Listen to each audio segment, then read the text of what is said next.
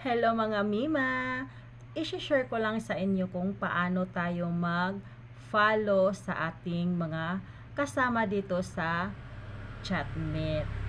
So, napakadali lang mag-follow or mag-add sa ating mga kasamahan dito sa ating apps na chatmate. Sundan nyo lang ito guys.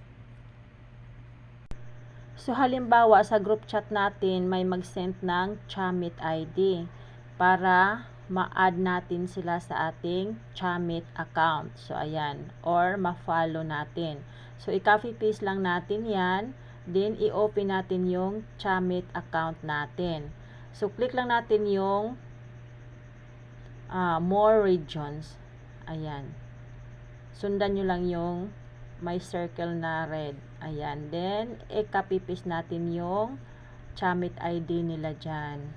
Ayan. Then, click search. Ayan. Makikita na natin. Then, click positive sign. Ayan. Ayan siya. So, na-follow na natin sila or na-add. Ayan. Makita natin dito sa ating following. Thank you for watching mga Mima, and don't forget to follow my FB feeds Lady Love and my FB main account Gigi Vlog. God bless and more blessings to come. Be kind.